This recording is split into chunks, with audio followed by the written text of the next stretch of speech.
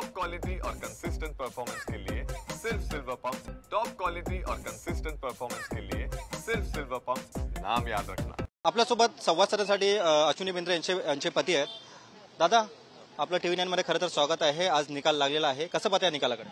नाही, TV9 सोबत मी आभार मानतो, कारण TV9 ने ह्यामध्ये जे डिबेट केलं त्यानंतर दुसऱ्या दिवशी यामध्ये आरोपी अटक झाले।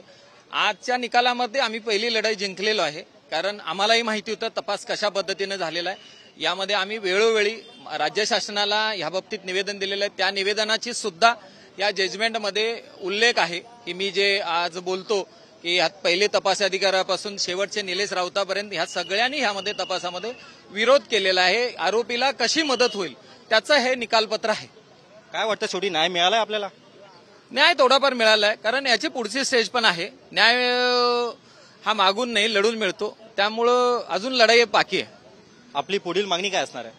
नाही, यामध्ये राज्य शासनाकडून अपेक्षित आहे, पण ते देईल असे वाटत नाही, कारण ह्यातले जे तपासी अधिकारी आहेत, जे कोर्टाने ऍक्सेप्ट नोंदवलेत किंवा मी जे निवेदन केलेले आहेत त्यामध्ये जे अधिकारी दोषी आहेत त्यांच्यावर कारवाई करावी। हे करणार नाही हे शासनाचे मला अपेक्षित आहे। यासाठी स्वतंत्र रीट पिटिशन मी हायकोर्टाला ह्यामध्ये दाखल करणार आहे आणि यामध्ये जे आरोपींना सवलत दिली गेलेली आहे त्या कशा न देता याव्यात यासाठी सुद्धा मी स्वतंत्र रीट पिटिशन दाखल करणार आहे।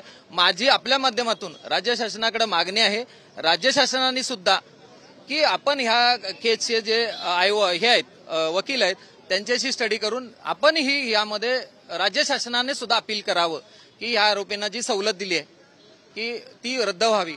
हे करणार की नाही करणार ह्याची मला गॅरंटी नसल्यामुळे मी वैयक्तिकरित्या ह्यामध्ये अपील दाखल करतो। खरं तर आपण खूप संघर्ष केला होता आणि आज आपल्या वकिलांना फेटे देखील आपण बांधलेले आहेत, त्याकडे कसं पाहता?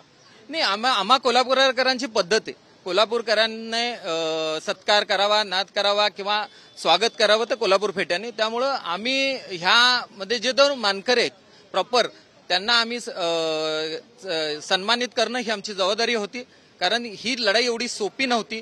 यामध्ये तसे बघायला गेलं तर कुठल्याही प्रकारचा पुरावा नव्हता। टेक्निकल पुराव्यावरती गरज साहेबांनी जी मांडणी केली त्यावरती इथे रिझल्ट आला।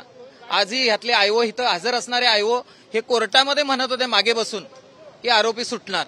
हे असले आयओ ह्या केसला असताना ह्यांच्या विरोधात दाद मागणं ही माझी जबाबदारी आहे आणि राज्य शासनाला सुद्धा आपल्या माध्यमातून विनंती आहे की आपणही ह्यामध्ये अपील दाखल करावं। धन्यवाद। आपल्यासोबत हे होते अश्विनी बिंद्रे यांचे पती राजू गोरे यांचं असं म्हणणं आहे की संघर्षाची लढाई होती ही, अशी त्यांनी प्रतिक्रिया व्यक्त केलेली आहे। कॅमेरा पर्सन संतोषसह मी रवी खरात, TV9 मराठी, पनवेल।